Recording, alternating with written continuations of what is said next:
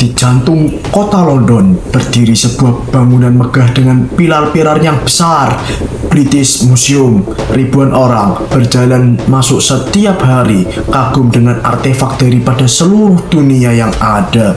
Ada mumi daripada Mesir, ada patung Dewa Siwa dari India, ada topeng suku Benin dari Afrika, hingga prasasti kuno dari Babilonia. Di balik kaca dan pencahayaan yang sempurna, benda-benda itu dipamerkan seolah-olah menjadi bagian daripada sejarah panjang Inggris. Tapi sesuatu yang hilang daripada setiap narasi yang tertera di papan informasi.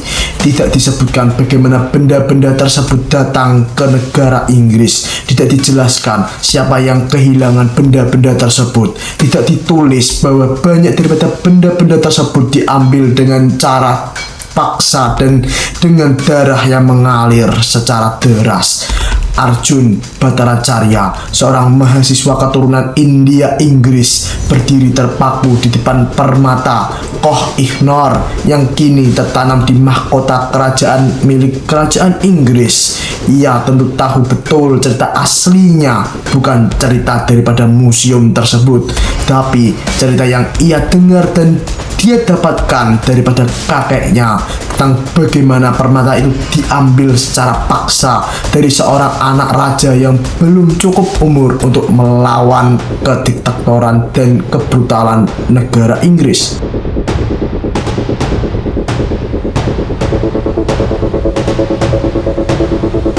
Tetapi bagaimana bisa barang-barang tersebut ada di negara Inggris? Mari kita telusuri jejaknya. Negara Inggris sendiri bukanlah negara besar jika diukur daripada luas wilayahnya.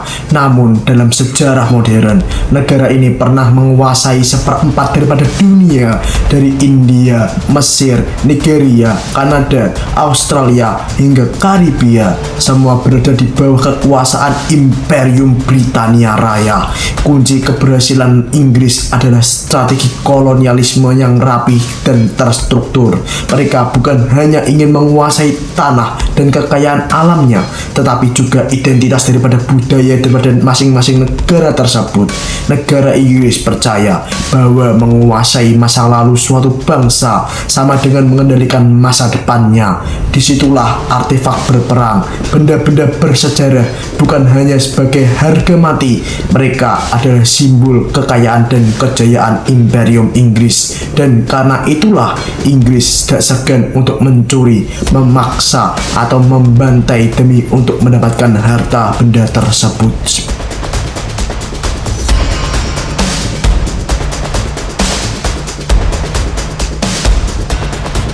Salah satu benda yang paling terkenal di British Museum adalah Rosetta Stone, batu yang menjadi salah satu kunci untuk menerjemahkan tulisan kuno Mesir. Tetapi bagaimana bisa batu itu sampai ke kota London milik negara Inggris? Jawabannya adalah pencurian dalam suasana perang.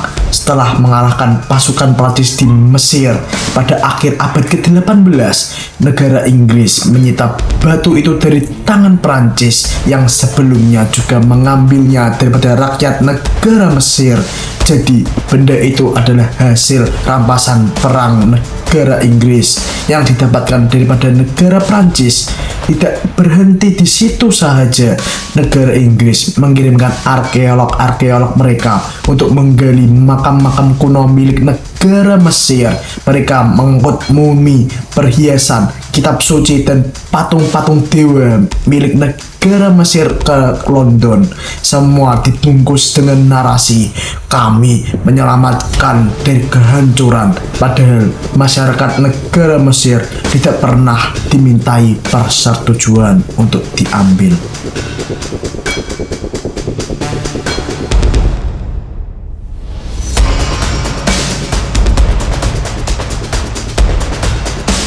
sisi lain, negara India juga merasakan bagaimana sikap negara Inggris terhadap mereka yang menjarah harta-harta mereka. India sendiri dijuluki oleh Inggris sebagai mutiara Imperium Britania Raya, tetapi mutiara ini diperoleh oleh Inggris melalui penderitaan yang sangat panjang. Pada tahun 1857 terjadi pemberontakan besar di negara India. Rakyat, tentara, dan masyarakat lokal, petani bangkit untuk melawan. Inggris membalas mereka dengan sangat brutal, dengan banyak sekali warga yang terkena imbasnya. Kota-kota mereka dibakar, ribuan orang-orang India dibantai oleh Inggris, bahkan anak-anak yang tidak berdosa tidak luput daripada pembantaian yang terjadi oleh Inggris. Setelah mereka melakukan pembantaian dan pemberontakan berhasil dipadamkan, negara Inggris merampas kekuasaan raja-raja lokal milik negara-negara di India dan menjarah benda-benda bersejarah dan benda-benda penting milik negara India. Salah satunya adalah permata Koh-i-Noor yang diambil daripada raja anak-anak yang kemudian dihadiahkan ke Ratu Victoria, hadiah yang dipaksakan.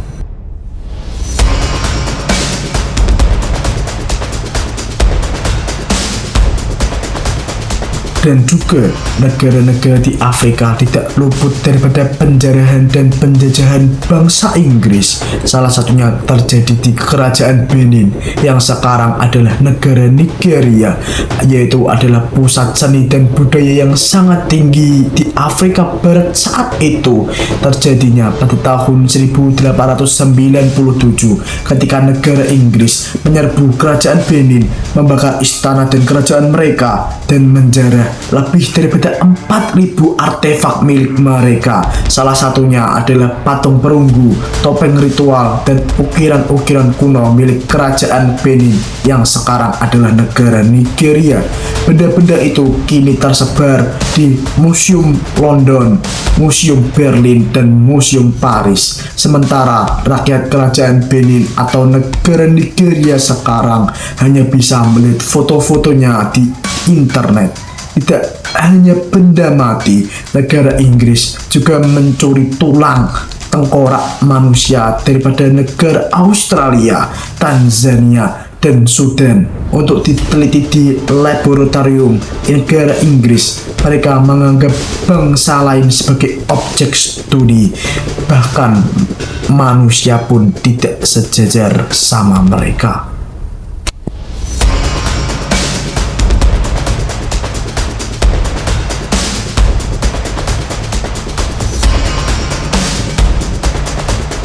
Bahkan negara-negara di Timur Tengah sendiri tidak luput daripada penjarahan dan penjajahan negara Inggris. Salah satunya terjadi di negara Palestina dan negara Irak, yaitu kejadian setelah Perang Dunia Pertama usai. Negara Inggris yang menang pada saat itu menguasai wilayah negara Irak dan wilayah negara Palestina. Dalam situasi penuh kekacauan dan gonjang-ganjing tersebut, mereka mengirimkan ekspedisi arkeologi bersenjata ke wilayah negara Irak dan negara Palestina. Mereka menggali Babilonia, mengambil ribuan tablet kuno milik negara Irak dan negara Palestina. Mereka mengambil patung-patung dan perhiasan daripada zaman peradaban Sumeria dan Assyria. Di Palestina sendiri banyak sekali artefak-artefak milik agama Kristen dan agama Islam juga dibawa kembali ke Inggris tanpa izin daripada pemerintahan lokal. Negara Inggris selalu berdalih bahwa benda-benda tersebut tidak aman di tempat asalnya. Tetapi pertanyaannya adalah, siapa yang menciptakan ketidakamanan dan ketidaknyamanan tersebut? Ya pasti negara Inggris sendiri yang menciptakannya. Bukankah perang dan konflik dipicu oleh kolonialisme sendiri?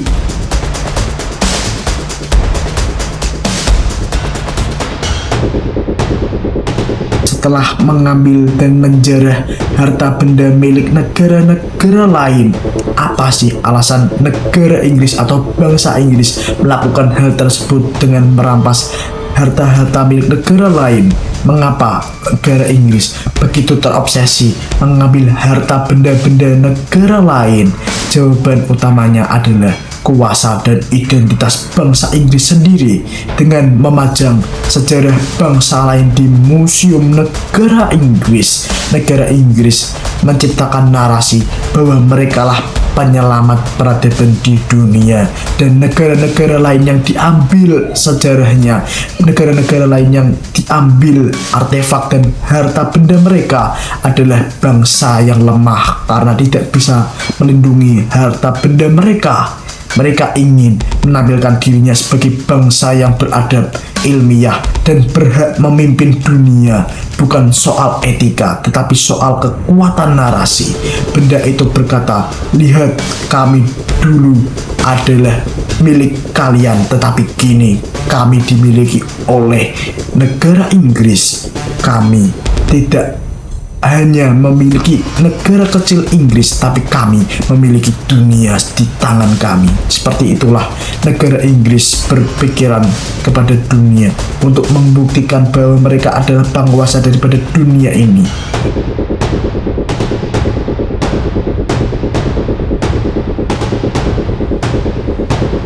Harta benda yang didapatkan atau dijarah oleh bangsa Inggris semuanya ada di museum. Itu museum atau makam, banyak sekali artefaknya. British Museum menyimpan lebih daripada 8 juta benda daripada seluruh dunia, tetapi tidak sedikit dari mereka tidak punya dokumentasi resmi. Banyak negara sudah meminta pengembalian tetapi tolak secara keras oleh bangsa Inggris. Inggris sendiri berdalih benda itu milik dunia dan lebih aman di Museum London. Tetapi banyak orang bertanya, jika itu milik dunia, mengapa hanya kalian yang memegangnya? Bagi Arjun Bhattacharya, museum itu bukan tempat untuk mencari ilmu, tetapi itu adalah makam yang sunyi, tempat di mana kenangan rakyat yang ditindas dipajang, dan tanpa izin dan tanpa pengakuan mereka menginjak-injak negara lain dengan bangga dan menampilkan harta-harta mereka di museum-museum milik mereka. Dengan hal tersebutlah negara Inggris menyatakan diri sebagai penguasa dunia. Karena apa? Karena harta dan artefak milik kerajaan lain atau negara lain menjadi milik mereka.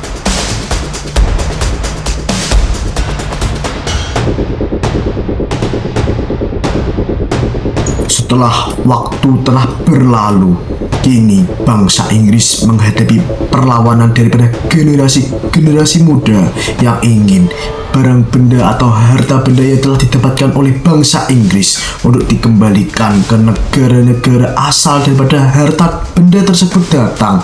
Sebagai contoh, di kampus-kampus di Inggris mulai muncul perlawanan. Mahasiswa-mahasiswa menyuarakan tuntutan pengembalian benda-benda bersejarah ke negara asalnya. Mereka menciptakan pameran tandingan. Sebagai contoh, pameran bayangan yang menampilkan versi sejarah daripada sudut pandang korban yang menjadi korban daripada bangsa Inggris sendiri.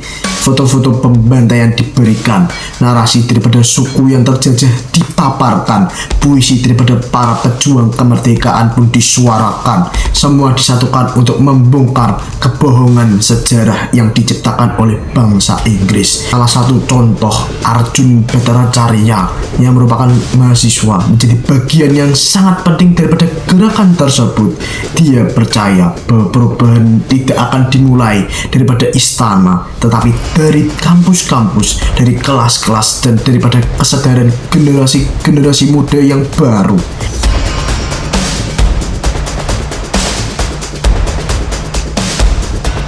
Dari perlawanan kecil itulah muncullah perlawanan yang lebih besar lagi daripada negara-negara yang pernah dijajah atau diambil alih oleh kolonialisme Inggris. Sebagai contoh, negara-negara di bekas bekas koloni Inggris mulai bersatu padu melawan bangsa Inggris. Mereka mengajukan petisi ke UNESCO dan PBB agar benda-benda budaya mereka dikembalikan ke negara-negara asal mereka. Sebagai contoh, negara India, Nigeria, Yunani, dan Mesir, dan bahkan Irak. Mereka mulai bersuara padu untuk mengembalikan harta benda milik mereka yang telah diambil oleh bangsa Inggris. Mereka membentuk koalisi budaya yang menampilkan bukti perampasan dalam konferensi internasional. Dunia mulai mendengar mereka, dunia mulai sadar. Dunia ini ingin keadilan ditegakkan, sejarah mereka ingin kembali dikembalikan, benda-benda bersejarah mereka ingin dipulangkan kembali ke negara-negara asalnya. Arjun Bhattacharya berdiri di mimbar kampus Oxford dan menyampaikan pidato secara berapi-api, yaitu sejarah bukan milik penjajah, tetapi sejarah milik mereka yang terluka tetapi tetap berdiri untuk keadilan mereka. Jika kita ingin dunia ini adil, maka kembalikanlah sejarah ke rumahnya. Suara Arjun menggema di ruangan itu. Mahasiswa-mahasiswa daripada berbagai bangsa mulai berdiri, bukan hanya untuk bertepuk tangan, tapi untuk melanjutkan perjuangan-perjuangan mereka agar benda bersejarah itu kembali ke negara-negara asalnya.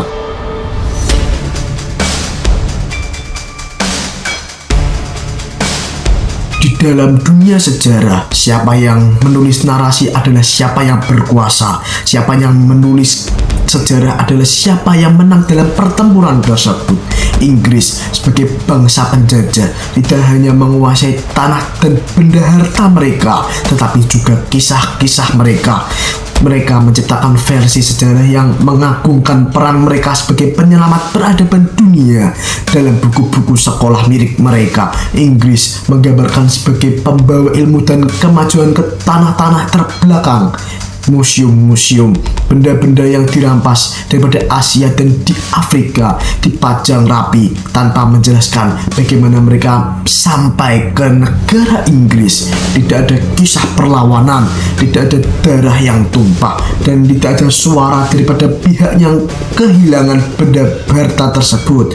Narasi tunggal ini telah menggaburkan kenyataan dan menciptakan kebohongan kolektif yang bertahan selama berabad-abad lamanya.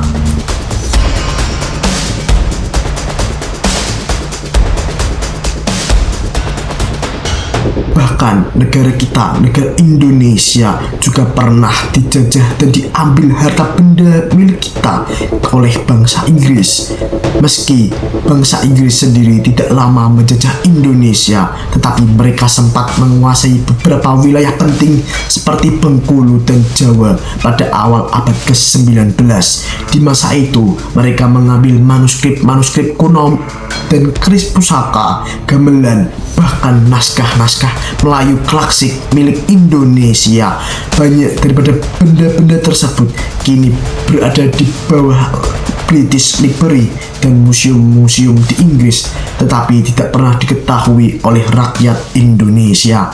Yang lebih menyakitkan lagi daripada itu adalah artefak-artefak milik negara Indonesia dicatat sebagai koleksi anonim dan atau diperoleh daripada Hindia Belanda yang sekarang menjadi Indonesia.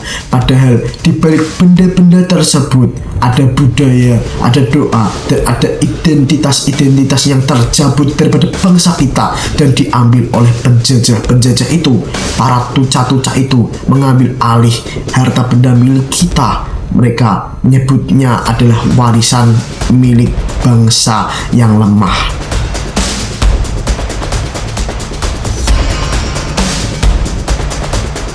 Perjuangan tidak berhenti di gedung parlemen saja.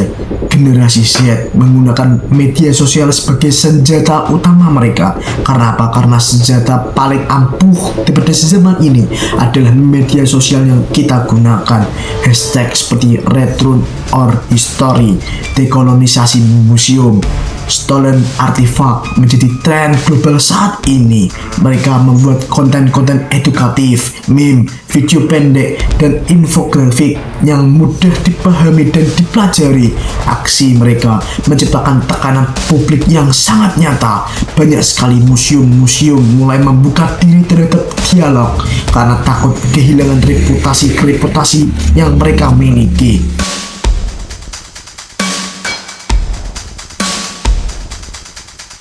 Kini, negara-negara bekas jajahan tidak lagi diam dan tidak lagi takut kepada negara-negara penjajah. Mereka membangun museum sendiri, mendokumentasikan sejarah-sejarah mereka sendiri, dan memperkuat budaya-budaya lokal. Mereka tahu, meski banyak yang hilang daripada harta benda yang telah dirampas dan dicuri daripada negara mereka, meski banyak yang hilang, tetapi semangat untuk bangkit tidak dapat dirampas oleh bangsa penjajah. Gerakan dekolonialisasi tidak hanya soal benda dan hartanya, tetapi juga soal pemikiran tentang pembebasan cara pandang dari dominasi milik Barat. Dunia yang sedang bangkit ini percaya bahwa masa depan harus dimulai dengan kejujuran terhadap masa lalu yang telah ada. Di penghujung cerita, dunia berdiri di simpang jalan antara mempertahankan kebohongan dengan cara elegan atau menerima kebenaran yang sangat menyakitkan tetapi membebaskan diri daripada kekangan masa lalu. Arjun duduk di bawah kayu tua, menatap langit India yang merah keemasan indahnya. Ia menuliskan surat kepada museum-museum di London. Kami tidak minta belas kasihan. Kami hanya ingin benda tersebut pulang kembali ke negara-negara asalnya. Saya, Viva, izin pamit undur diri. Semoga benda bersejarah milik kita dan milik negara-negara lain bisa kembali ke negara asalnya.